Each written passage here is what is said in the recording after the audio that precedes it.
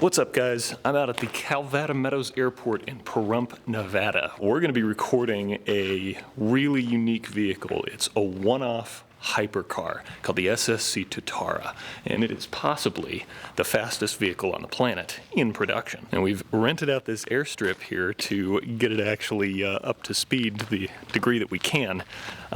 Turns out runways run out really quickly when you're going way faster than any person ever should on a car. So it's definitely a unique situation. This is not exactly something that happens every day. So I'm going to walk you through all the different microphones I'm going to use, all the techniques that I'm going to use, where I'm going to place things and why, and listen to how this thing sounds, because I'm sure there's nothing else like it.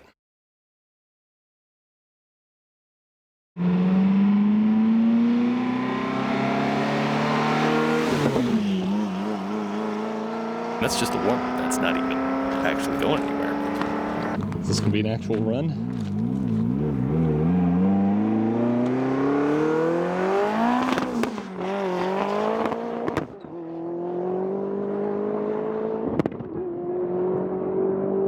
Alright, so obviously this vehicle is going to present some really unique challenges. I mean, those backfires are crazy. You can feel the shock waves coming off the car. You can actually feel that in your body, even though it's, you know, half a mile away at that point. So, gotta figure out what to do with that, because I don't even know if the microphones are going to be able to take it. But I'm sure using a 32-bit floating point recorder on the onboards is going to make that much easier.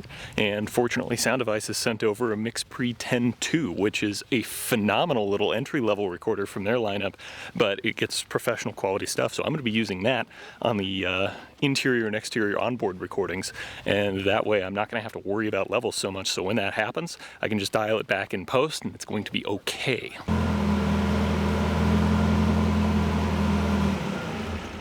So the shape of this car is really unique, so I'm going to have to put a lav mic somewhere around here with the exhaust. Really the only spot that I think I can do it is this little nook right here, because anything else is going to be in the wind. Anything else here is going to get, you know, straight into the exhaust. It's going to get the heat. It's going to get the actual blowback of it. So I want to make sure I've got something that's right there, but it's going to be a challenge. I'm planning on using this little Voice Technologies mic. This is the 403WA.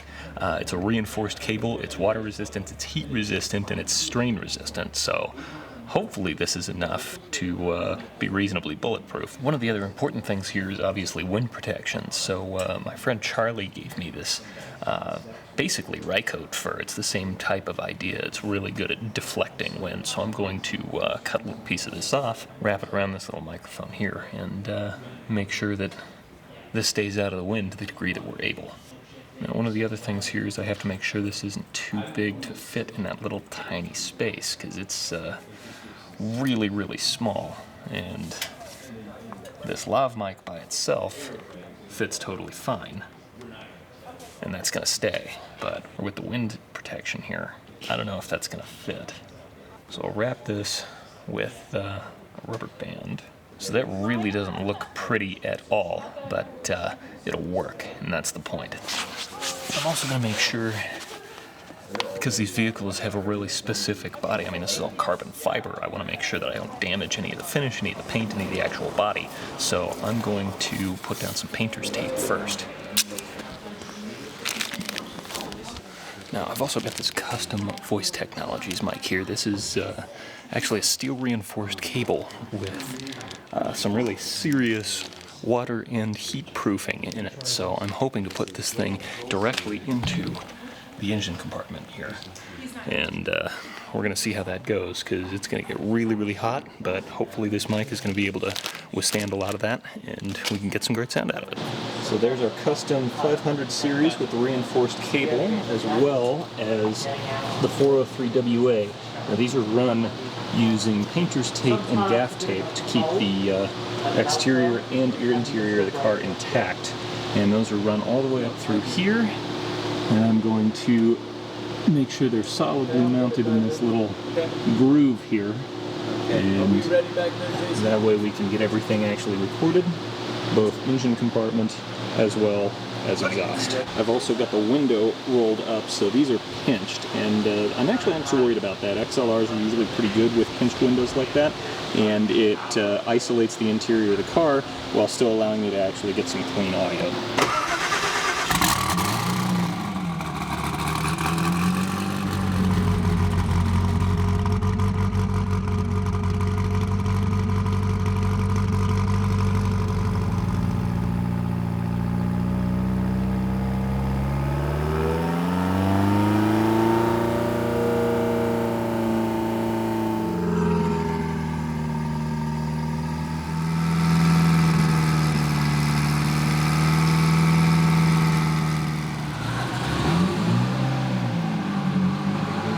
Now the important thing here is to obviously set levels before you actually go and blow up the mics. So I've gone through and made sure that each of these mics is actually set properly. The recorder again is 32-bit, so in theory we're not going to have any clipping issues. Man, those shockwaves are really intense.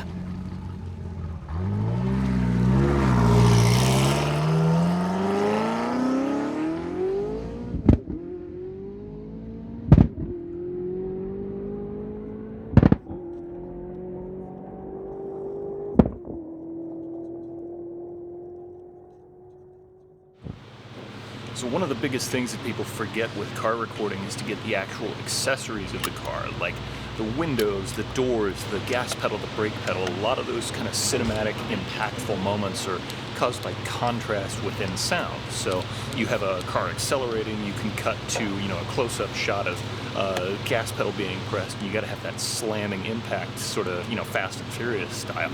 That's got to have some of the authentic sound layered in there, so it's really important to get those things recorded cleanly. So this car has been a little bit of a challenge because not only do you have a lot of maintenance being done because this is a very specific type of vehicle, but you also have a giant portable air conditioning unit sitting there that's constantly running because it's hot out here. So we've been fighting that a little bit, but I just got a bunch of clean recordings of the car, all the paddle shifters, the blinkers. So to start off with, I've got my microphone here. This is inside of a Rycote Modular wind kit, but that's just a Neumann KMR81.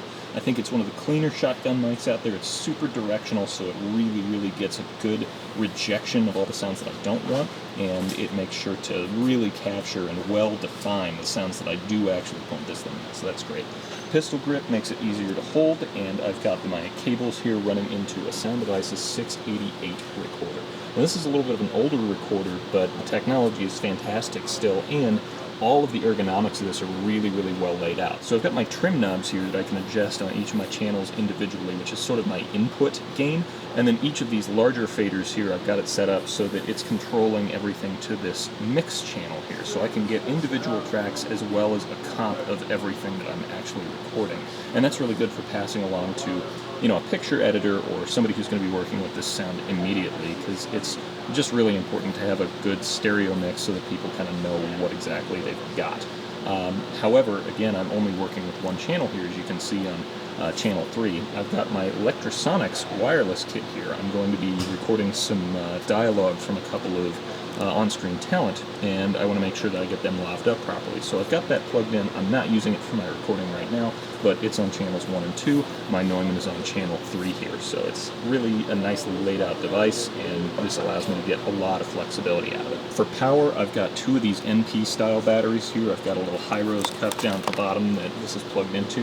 I've got this going to this PSC junction box here, and it's powering all of my devices so that I can just plug this into any of these ports on the side of this junction box here, and it makes it really easy to power multiple devices and get everything really nicely set up. So I only need to change one battery to power everything, and I also have internal power on the recorder, so I'm never going to lose power as I'm recording. Now, there's a lot of functionality of the 688 that I'm not using, but this is really a pretty good recorder all the way around, so I don't mind not using the entire thing to its full potential. I think it's just a really good option to have everything that, if I need to break out a whole bunch of other stuff, I can. Also, it's important to note, it's really hot out in the desert. This is pretty extreme conditions to be recording in, and having all this gear in the way that it's built out, it all functions really well in higher temperatures, so I don't really have have to worry about any of the weirdness of the desert. I can just hit record and go. That's what this gear is entirely set up to do, really, is kind of get out of the way and make sure that I can record anything without having to think about it too much. Alright guys, it is day 2 of recording the SSC Tuatara, and we're headed to the middle of nowhere to get this car up to its top speeds if we can. We're going to unload this vehicle out at the Tonopah Airport, which, I don't know if you guys know where Tonopah is. I did not know where it was. It is as middle of nowhere as you can get in terms of where it is in Nevada here. This goes on forever. This is the deep desert. So this is going to be about a 2.5 hour drive from where I'm staying in Pahrump. But honestly, this is kind of the way to do it when you're working with cars like this and you get really very few chances to get things right. With the heat, the road conditions, the wind, all these different things that go into getting a car up to, 300 plus miles an hour. There's a lot that happens. There's a lot you need to pay attention to. So, we're really only going to get one shot at this. So these recordings have got to be right. And fortunately, I've got 3 Sound Devices recorders out with me. I'm going to be using the MixPre 10.2 for onboards because it's got 32-bit floating point recording, which is awesome. I've had that on this car for another day testing it out, and it's saved the recordings because this car is so loud and so dynamic. It's got such nuance to it. You have to have some ability to control for loudness like that. I've got a rented Sound Devices 688, which is a little bit of an older recorder, but it does a really great job. It's a pro level. Everything is really dialed in terms of user interface. It's really easy to use and easy to manage when you're out recording. And I've also got a brand new Sound Devices 833 recorder, which is phenomenal. Honestly, there aren't really very many recorders or really companies that I trust with something this specific and this high demand. So I'm really excited to check out this 833, put it through its paces and see what it can do. And they're right. It's a big dune. Being this far out really makes it easy to capture all the uniqueness of the Tuatara's engine because it's such a different combination and different blend of sounds than a lot of other vehicles. I've really not heard anything like it before. It's kind of a mix between American muscle and some of the more refined European cars like Ferrari or Lamborghini, something along those lines.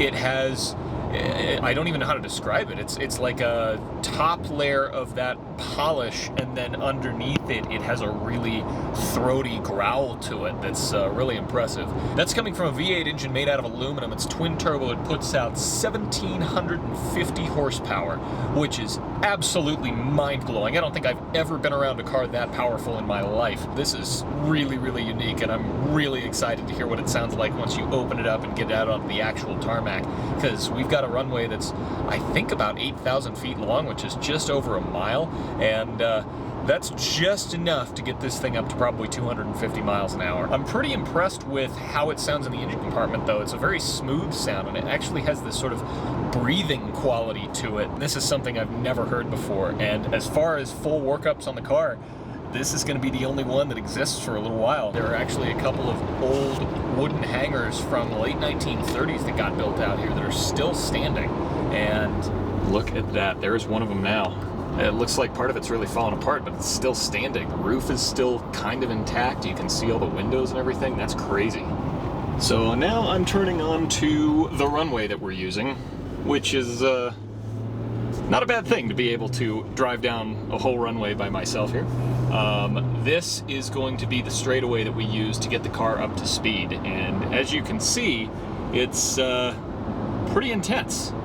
It's also pretty flat, which is fantastic. When it comes to these cars, the biggest thing really is having completely flat surface, because when you're going 200 miles an hour, 300 miles an hour, it's really bad if you hit even the slightest bump. So this kind of tarmac actually works perfectly for this, and it's just a matter of now estimating kind of where the car is going to be shifting, where the car is going to be getting up to certain speeds, and I'm going to try and place microphones exactly where I think that might happen.